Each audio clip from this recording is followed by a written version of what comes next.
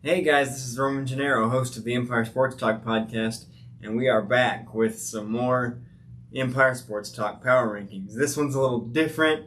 We did a larger one. We're going to break it down into smaller, digestible bits over the next couple of days. We've done my favorite MLB stadiums. Now we're going to power rank jersey numbers, and this one's a little different. I had a little help with this one. A couple of months ago, we had friend of the program, Bruce Bradley, on to talk about some basketball on episode 64 titled Pay Attention. We'll link that full episode down below if you want to hear some good conversation between Bruce and myself about the NBA and about some other stuff. We always like to have Bruce on. It always ends up being a really, really good conversation. And I had him stick around after we were done to do some power rankings. And so what we're going to do, we ranked jersey numbers, the most iconic player to wear a jersey number, from 30 all the way down to 1. But because I don't want to post that whole video for you in full, because that would be almost an hour, and who wants to sit through that, we're going to break it down, and we're going to release them over a week's time so that you can watch them all together. So let's get you started. Empire Sports Talk, Power Rankings, ranking most iconic players to wear a given jersey number, and we'll start you off with jersey numbers 30 through 25. Here it is. Hey guys, this is Roman Gennaro with Empire Sports Talk, and we're back with a special little game we're playing. We do something on the show called Power Rankings, where I rank usually my top 10 or top 5 of a given thing, whether it be sports, movies, stadiums, or uniforms, whatever it is, whatever the topic is. But this time we're going to do something a little different. I have Bruce Bradley here, a good friend of the program, been on several times, and we're going to talk about jersey numbers. And what we're going to do is we're going to go from 30 down to 1, the most iconic athlete to wear a given jersey number in either of our opinions. So we're going to start at 30 and go to 1. I'm going to let you go first, Bruce. Who do you have at 30? Easy one here, man. I got the chef, Stephen Curry. I have to agree. Look, 30 is one of those numbers. There's not a lot of people that have worn it throughout their career to a major level. You're right, Steph Curry, and other than his dad and his brother, who are not to the level that he is, he's the greatest shooter of all time. Not so arguably anymore. Right. The only other one that I can think of is Nolan Ryan, but he only wore 30 with the Angels. More people know him, including me. If we went all the way to 34, I would say Nolan Ryan, because he's more known for wearing number 34. So some people don't even know that his number 30 is retired with the Angels. Oh, wow. So he's one of, I think he might be the only person to have his number retired by in sports, to have his number retired by 3 different franchises. Oh, wow. The Astros, the Rangers retired 34, and the Angels retired 30. And so I have to agree with you for 30. It's pretty easy. There's not a ton of competition. It's Steph Curry, the greatest shooter of all time. Be the chef. So let's jump to 29. Who do you got? So this was kind of took it back old school with this one. 29 is a tough one, but I grew up watching ESPN Classic, seeing this guy do some damage. Eric Dickerson. Oh, I did not think you were going there. Oh, my God. I was with you, and I was like, I know what he's going to say. We're going to agree again. And then you dropped Eric Dickerson. Okay. No, this one's off. Eric Dickerson's a great pick. But 29 is one of those, it's an awkward number. There's not a lot of options. There's less options than 30. Yeah. But for me, it's obvious. You know what my main sport is? You know who my main team was? One of my idols growing up, who I had the chance to meet in person. I will drop the picture right here. John Smoltz. Smoltzy. Okay. Number 29. Number 29 on the field, number 1 in our hearts. One of my idols growing up. One of the only people I've ever been starstruck in front of. Okay. I met him in person, and I could barely speak. Okay. I was at a Tim Tebow golf classic event, and we were waiting for him. We knew he was coming. Everybody around me knew how big a fan I was, and they pushed me toward him, and I didn't know what to say. So for me, Eric Dickerson's a great option. There's not many other options. Great option, but for me, it's John Smoltz. Smoltzy. Respect. The man. Respect. I think he's the only guy, or one of only a few, to have 200 wins and 200 saves in his career. Because I believe he started his career as a closer, or he was a closer for a period of time. So it's John Smoltz for me. 28. There's a few more options with 28. Yeah, it's a few more. Especially we're talking football again. I was a little conflicted on this one. I put 2. I kind of cheated. I have 2 for a couple, but okay, good. I don't feel so bad then. So I got Adrian Peterson.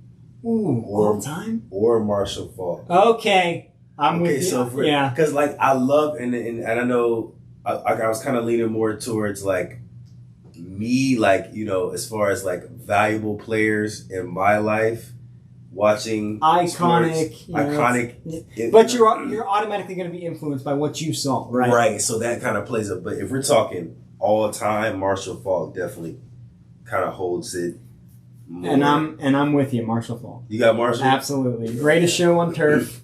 That's again, like we said, around the time that we were falling in love with sports, being 11 years old, and I had NBA Live 2003 on my computer. And, you know, back then when you had the CD-ROM, the computer game, you open it up and they try to sell you another one of their games. And so there was an ad for Madden 2003, and Marshall Faulk was on the cover. Never had that one. And I grew up a huge fan of Kurt Warner, and he played for the Rams as well, so it was the greatest show on turf. You got to go Marshall Faulk. The second, if I were to pick a second, it would be Curtis Martin.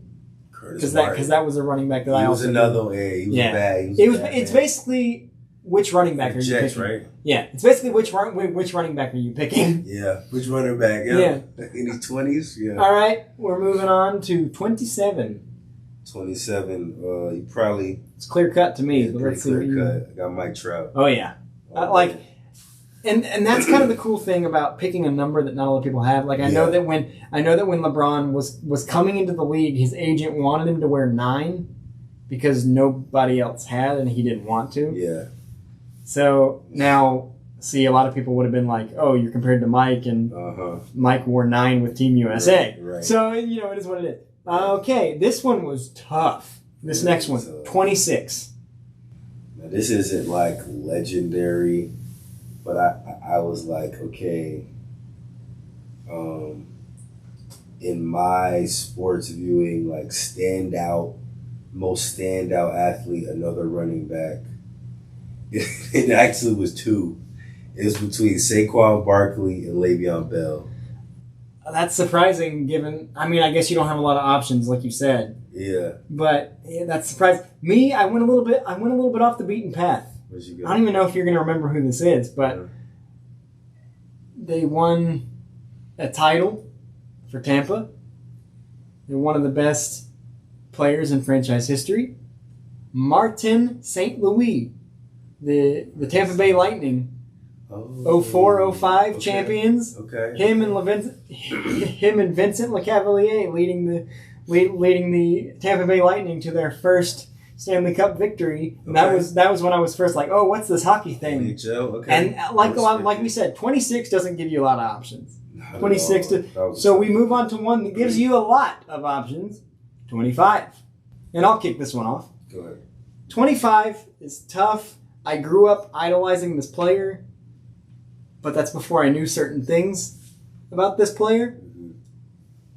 And the way that baseball has changed, many people are kind of relaxing on their stance about this player.